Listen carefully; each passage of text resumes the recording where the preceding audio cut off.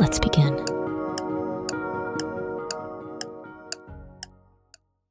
A very long time ago, God blessed the descendants of Abraham.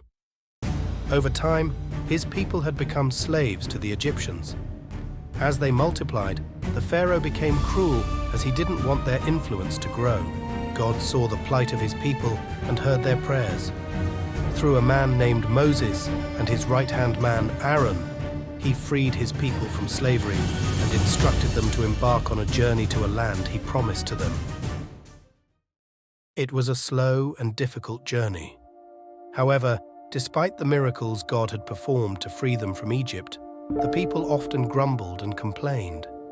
Still, when they were hungry, Moses prayed, and God provided food.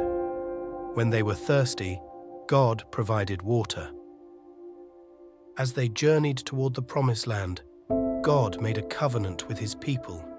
He instructed them to worship no other gods but him. The people all agreed and promised God they would only worship their Lord who had brought them out of Egypt.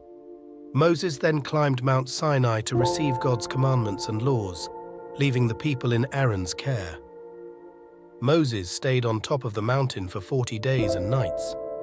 This was much longer than the people expected. As time passed, the people grew restless. They went to Aaron and asked for new gods to guide them to the Promised Land. In doing so, they betrayed the covenant they had made with God. Aaron succumbed to the pressure.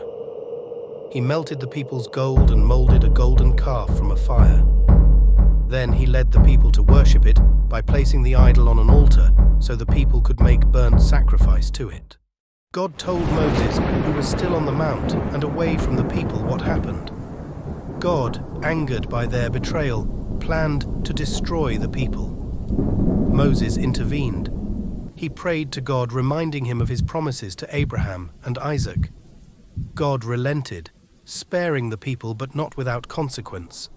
Moses came down the mountain and saw the people dancing and singing around the golden calf. He raged with anger. He turned and confronted Aaron. Moses asked Aaron why he had let the people commit such a grave sin. Aaron instead blamed the people and their rebellious and sinful nature for their actions. Moses saw the people had become wild and unruly. He told those that were for the Lord to leave the camp and stand with him. Moses begged for mercy and forgiveness. He even asked that he be cast down with those who had sinned if God could not forgive them. God promised to hold those who sinned against him accountable in time. However, he spared the people and sent an angel to guide them as they continued their journey to the Promised Land. God remained true to his oath to Abraham and Isaac when he promised their descendants would be as hard to count as the stars. This story shows us that although God may bless our future generations, that doesn't mean that those who knowingly choose to sin against him will go unpunished. His anger, tempered by mercy, revealed his unwavering faithfulness to those who are faithful to him.